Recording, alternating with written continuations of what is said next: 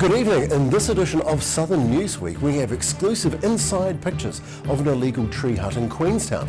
Invercargill teens receive a workshop addressing the second biggest killer of their age group, and it's not Xbox. And University of Otago unveils a plan to place 60 CCTV cameras around the student quarter. Good evening. With Southern Newsweek, I'm Craig Story.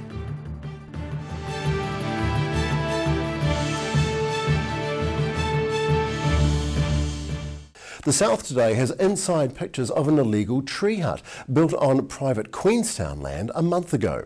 Among the items found by landowner Peter Clark were alcohol, eggs, butter, bedding, a knife, a gun and condoms. Condoms, lots of alcohol, eggs, butter, a gas cooker and a pipe. These are some of the items found by landowner Peter Clark when he got inside an illegal tree hut that was built on his private land. We gave him a couple of weeks to get off our land. We asked the police to go down and give him a trespass notice. He refused to get off our land and remove the illegal structure. So he went down and removed it himself. Staff reports the Australian man who built and lived in the tree hut for 2 months is a 23-year-old carpenter who built the tree hut without permission, and he vowed to build another hut on Queenstown's Arawata track. Clark says the man would get trespassed if he did. When we visited the site, he wasn't there, but there was clear evidence that he was still living there. He says the man have ignored the trespass notice. Clark wasn't impressed with the way the main police centre line handled the situation. The person I spoke to told me that I should go to the site and investigate the risk and report back to them because they were not prepared to send officers into a situation where they didn't know the risk. Now, we'd just come back from overseas. I'd been sent a photo from the council of 3 vehicles and a dog.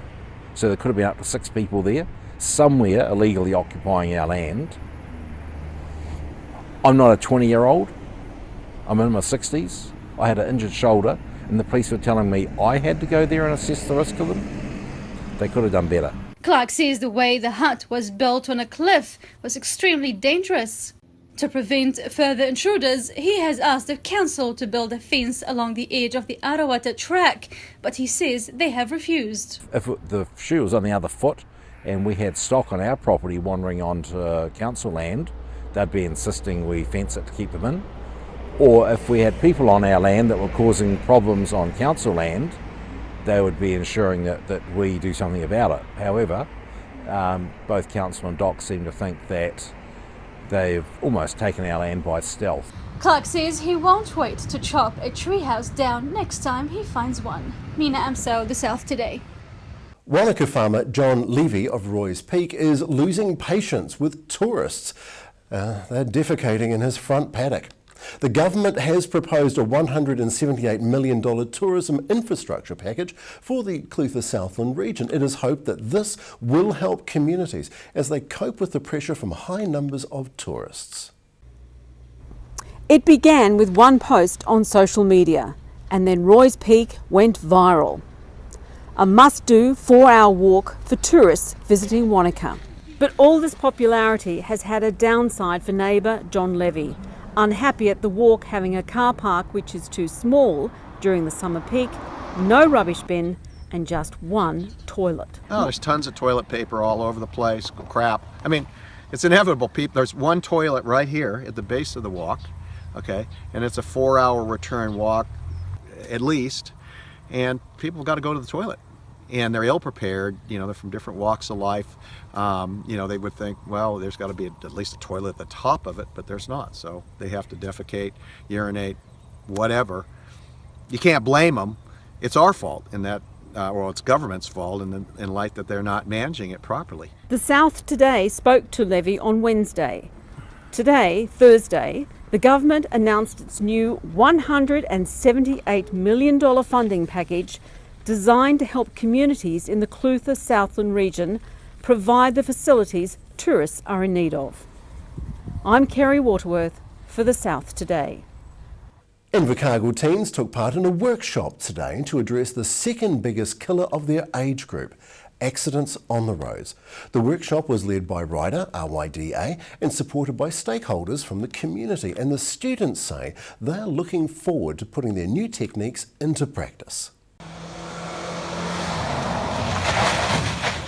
Road safety was on the mind of teenagers today at ILT Stadium in Invercargill. Over 100 Year 12 students from Southland Boys High School took part in a workshop designed to teach them strategies to avoid causing or becoming involved in vehicular accidents. The day is a partnership between RYDA, Invercargill Police and Road Safety Southland. Well, it gives them confidence, it gives them a list of strategies. They're the most at-risk young driver. So a day like this, where it's totally focused on them and their driving and thinking of the consequences of poor driving and also the consequences of great driving, is going to hopefully stay with them forever. The topics covered today included braking distances, distractions, effects of a crash on the community, following distances and more. Cynthia Feely of the Southland Police says young people are being targeted by this program because they are the most likely to be involved in car accidents, especially while they're on their restricted licence. Overall, I think young drivers are good down here. There's always room to improve and there's always room to learn new skills. We have very adverse conditions, so a lot of it is just educating them on how difference with your car or tyre tread or the road conditions can make a difference to how you're normally driving. Car crashes are the second biggest killer of teens in New Zealand after suicide. The students are looking forward to putting their new skills into practice. Oh, it's pretty helpful. I've found a lot of key learnings from it about yourself and the risk awareness and what you can do to stop your mates if you feel unsafe or are doing something wrong. Nearly 200 students from James Hargest College will take part in the RYDA workshop tomorrow. I'm Ruby Spink for the South Today. Ashburton is holding its annual skydiving festival this week. Throughout the week there will be up to 100 visiting sports skydivers jumping from perfectly good aeroplanes to improve their skydiving skills. Skydiving Kiwis is an annual event that has attracted enthusiasts from around the world.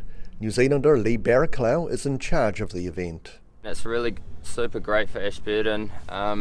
We get up to 100 skydivers here for this event each year, and as it's grown over the last 4 years, we've managed to secure some really good international coaches to come over and teach the Kiwis how to skydive a little bit better. Amongst the visitors is free flight coach Richie Convery, who is the Australian national champion for free flying. I've known Lee for a few years now, and I've seen a lot of footage and videos and always wanted to get down here, and Lee's brought me over finally, and yeah, super happy to be here.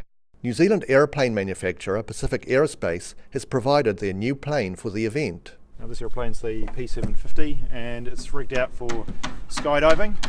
So to promote skydiving in New Zealand and promote this aeroplane and support the boogie here. All going to plan, up to 17 skydivers at a time will tumble out of this plane into the Ashburton skies this week.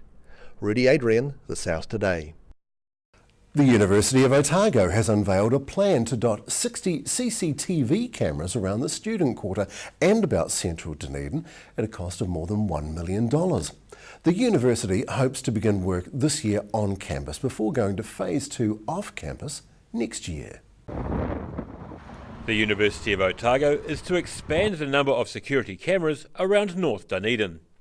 Deputy Proctor at Otago Andrew Ferguson says they're doing it to protect students living in the area from an undesirable element.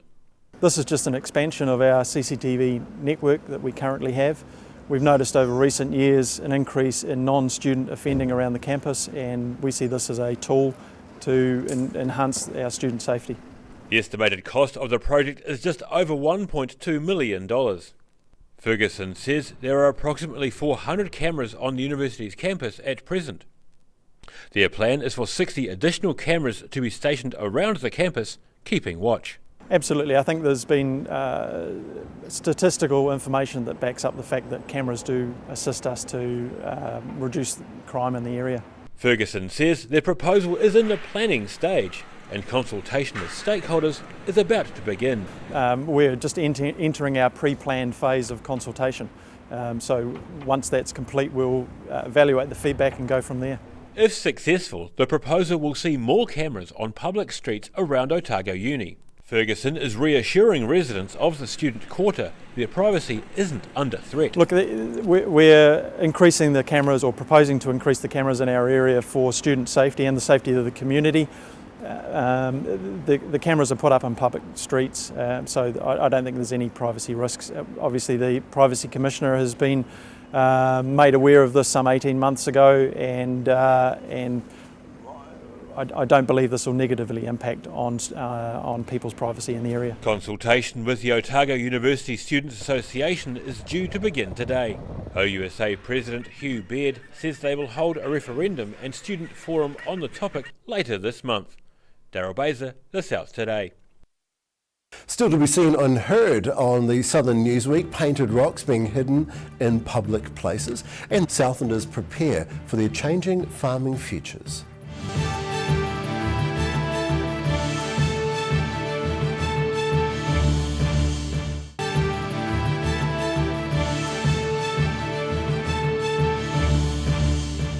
Welcome back to Southern Newsweek. A group of South Canterbury residents is out to prove that art rocks. An initiative is gaining momentum, with painted rocks being hidden in public places throughout the region for others to find, hide again, or keep. Today, tomorrow, Timaru. The mid-Canterbury town is gaining a reputation as a city that rocks, literally. Timaru woman Rosalind Forth says she's borrowed an idea to distribute painted rocks from a city in the North Island. I, on a whim, decided I'd create a Facebook page, and by 11 o'clock in the morning we had 350 members. So what people do is they go and they get a rock off the beach and they paint it, and then they go and hide it somewhere in a public place for somebody random to come along and find. Forth says it's a great way to get people away from their small screens and out into the wide world. She says people don't have to formally join a group, but can simply do their own thing with the idea. Well, you don't have to join. You can just go and get a rock and make it and hide it and see what happens. If you want to know a bit more and be more involved, you can join our Facebook group, which is called Timaru Rocks, and find out what other people have been doing, be inspired and help share some happiness. The group already has more than 300 members and has attracted interest from other South Canterbury organisations. Forth says it's important the hiders of rocks make sure their rocks do not have anything stuck to them which could become litter. She advises people use the hashtag #TimaruRocks on the rocks underside to identify them. Daryl Baser, The South Today. Southlanders are preparing for what may change their farming futures. Monday sees hearings begin for Environment Southland's Water and Land Plan. More than 300 people, including farmers and representatives of southern groups, are now preparing to speak their minds on the plan. The hearing panel is made up of Chairman Rob van Voorthuizen, Independent Commissioner Edward Ellison, and Environment Southland councillors Lloyd McCullum, Eric Roy and Morris Rodway. The effect of agriculture on waterways such as the Matara River running through eastern Southland will be a major focus of the hearings. Beef and Lamb New Zealand has run workshops to help about 120 farmers prepare for the hearing. Extension Manager Olivia Ross said the process was initially very daunting for some farmers, but they wanted their voices heard. The hearing will be held in Goa and in Invercargill and is likely to take 4 months to complete. I'm Nicole Sharp for The South Today. Members of the Balclutha Volunteer Fire Brigade were sent to fight a small bushfire in a section recently. A fire communications spokesperson says the garden rubbish fire happened on a section in Newup Street. 2 appliances were sent to the scene about 1:15. The fire was extinguished by 2. It's unclear whether the fire was supposed to be a controlled fire or not. Still to be seen and heard on the Southern Newsweek, New minimum floor levels for buildings in Dunedin after the floods of 2015 have been announced. And guitarist slash drummer by day and DJ by night. It's DJ Yuki Brown.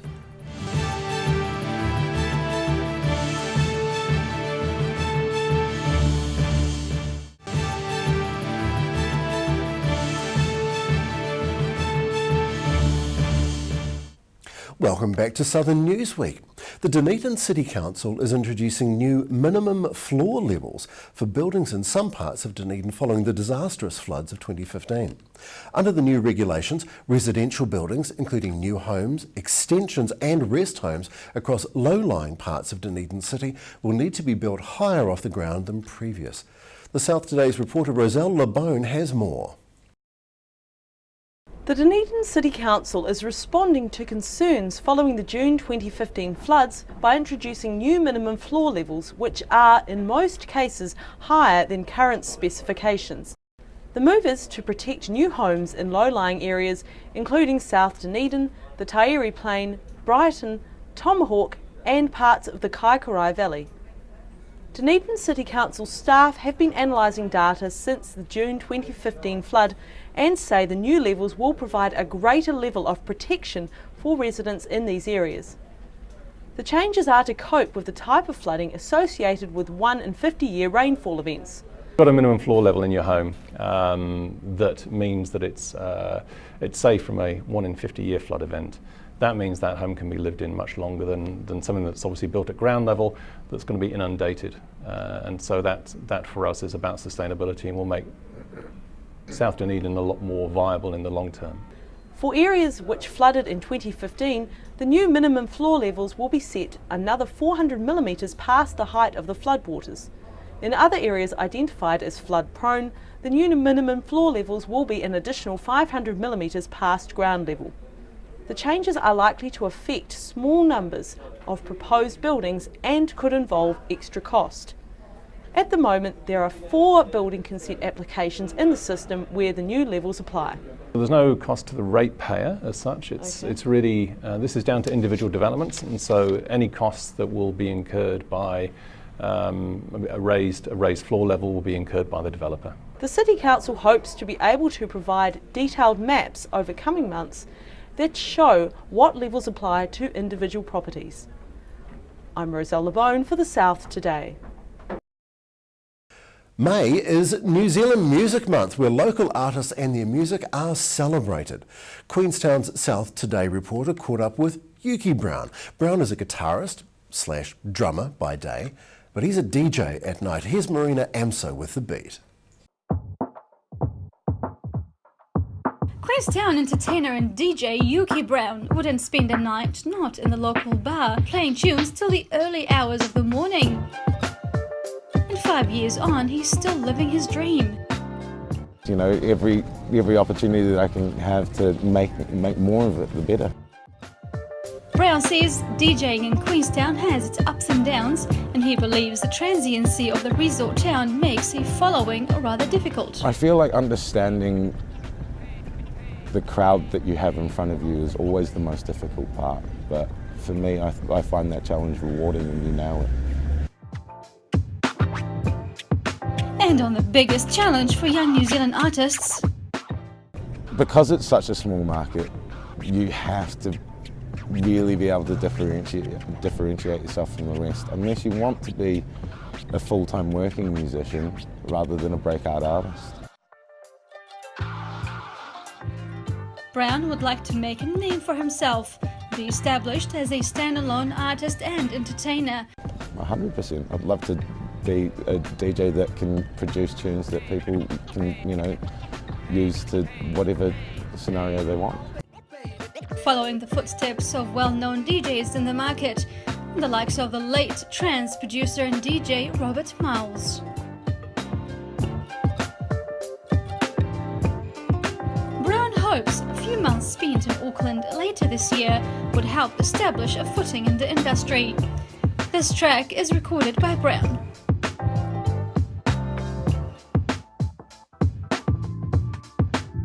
Mina Amso, The South Today. And that wraps up this edition of Southern Newsweek. Please be sure to like us on Facebook, we'd appreciate that. Check out our YouTube channel and Twitter to keep up with Southern News via our website, channel39.co.nz. I'm Craig Story for Southern Newsweek.